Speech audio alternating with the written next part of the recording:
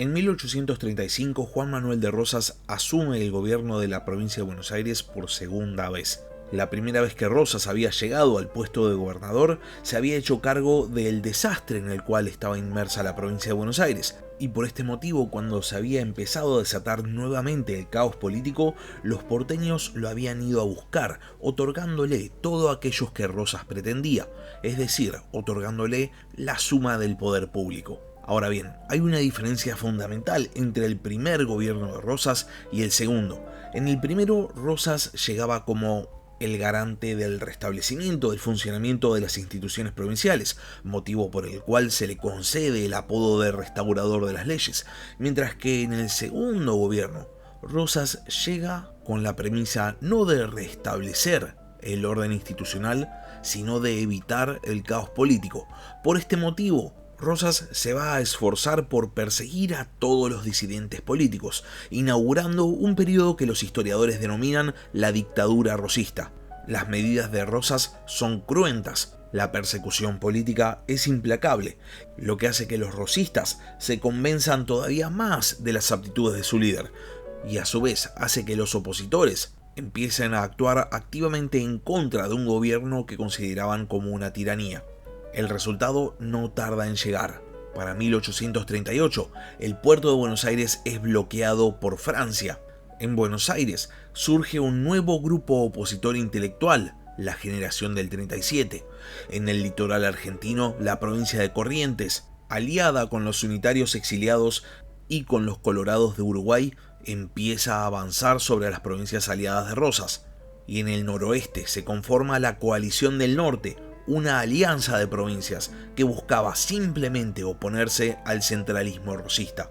Rosas había llegado al gobierno como garante del orden político y sin embargo en poco tiempo había conseguido que prácticamente todo el interior argentino se pusiese en su contra. Sin embargo sabemos que el gobierno de Rosas duró más de 10 años más, así que la pregunta es, ¿cómo hizo para conservar el poder?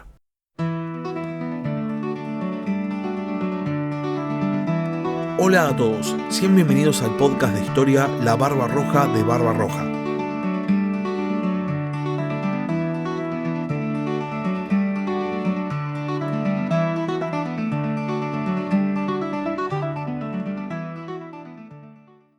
La oposición al gobierno de Rosas se genera mucho más rápidamente de lo que cualquiera esperaría.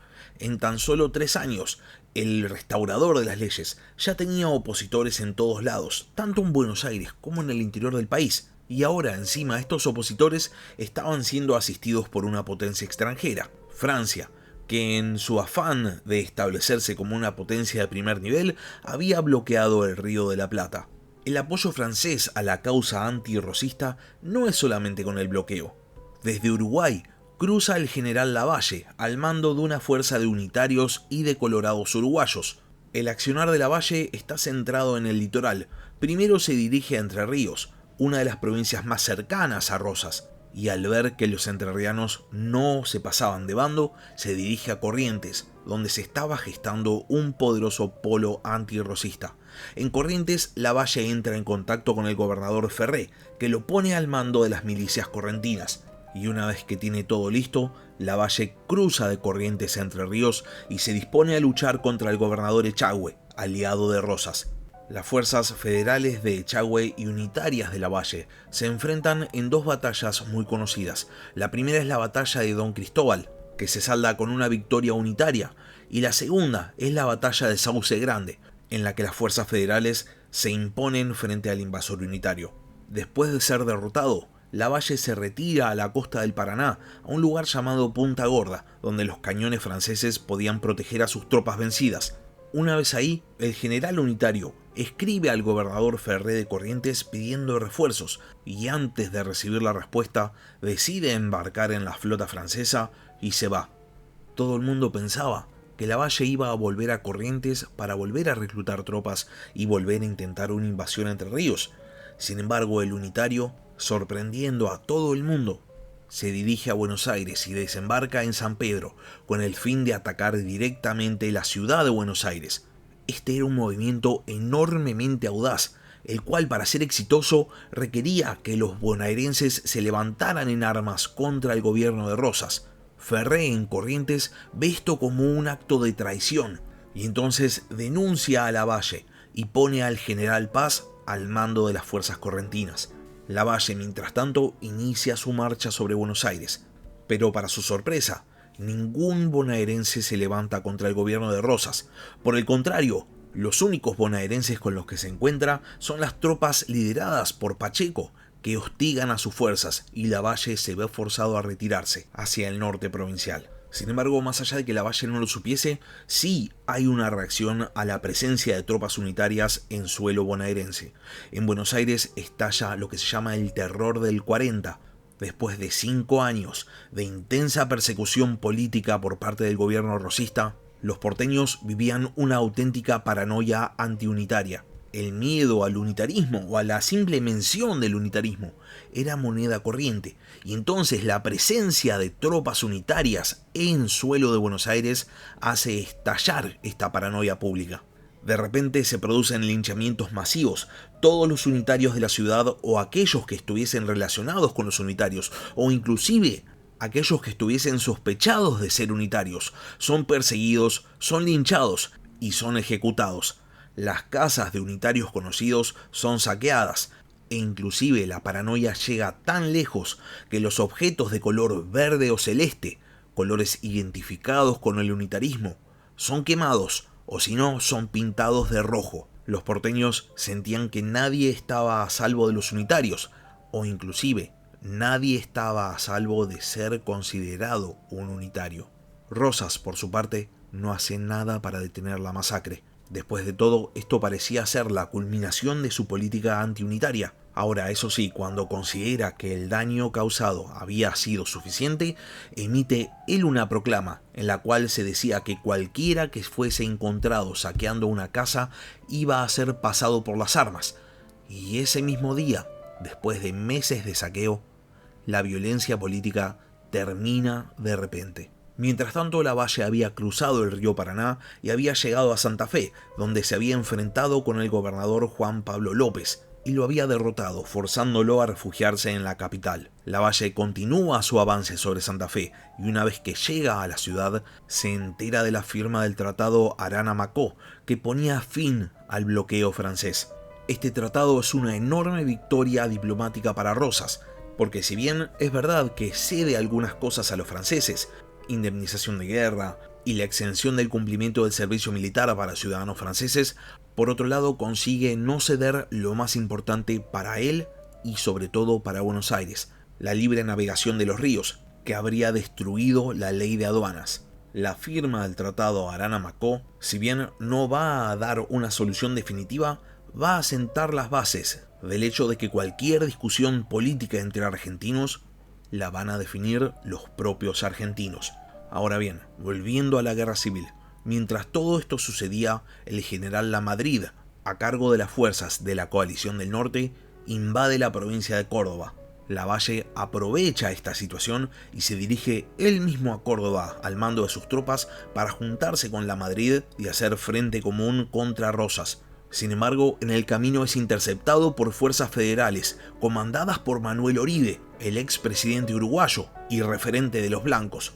Oribe derrota a Lavalle en la batalla de Quebracho Herrado del 28 de noviembre de 1840, forzándolo a huir e impidiendo que Lavalle y Lamadrid se pongan de acuerdo en una campaña conjunta contra Rosas. Por su parte, el general Lamadrid va a ser perseguido por las fuerzas federales con Pacheco al mando, y si bien al principio las tropas unitarias consiguen una victoria en la batalla de Angaco, finalmente los federales van a conseguir una victoria absoluta sobre las fuerzas unitarias cuando triunfen en la batalla de Rodeo del Medio del 24 de septiembre de 1841. Lamadrid huye a Chile y la coalición del norte se desmorona. Solo unos días antes, Lavalle había sido derrotado en la batalla de Famaillá, muriendo pocos días después. La guerra civil parecía haber concluido, sin embargo todavía quedaba un teatro de guerra más. Las tropas restantes del ejército de Lavalle cruzan el Chaco y llegan hasta Corrientes, poniéndose bajo las órdenes del general Paz. Las fuerzas federales pretendían terminar con la guerra civil de una vez por todas, y entonces el gobernador Echagüe invade Corrientes con el fin de enfrentarse a las fuerzas de paz. El entrerriano es derrotado por el unitario en la batalla de Caaguazú, lo que abre a los unitarios la posibilidad de invadir la provincia de Entre Ríos. Al mismo tiempo, las fuerzas coloradas del presidente uruguayo Rivera cruzan el río Uruguay e invaden también Entre Ríos. La situación entrerriana parecía desesperada y justo en este momento termina el mandato del gobernador Echagüe.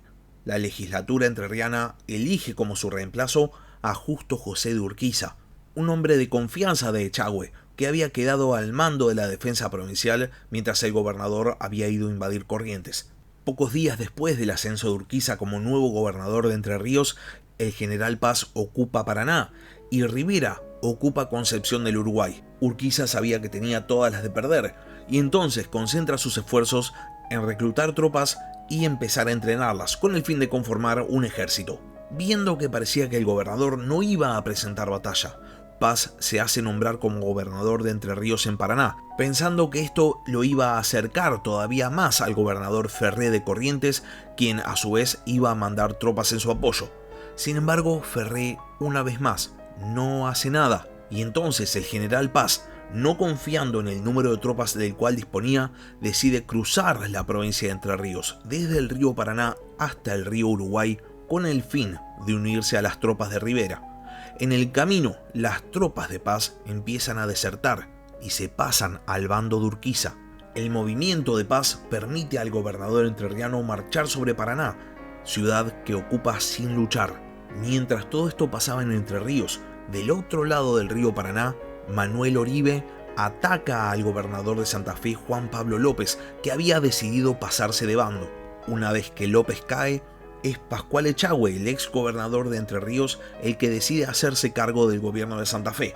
Las tropas de Oribe cruzan el Paraná y se unen a Urquiza, con el fin de marchar contra las tropas de Rivera y Paz.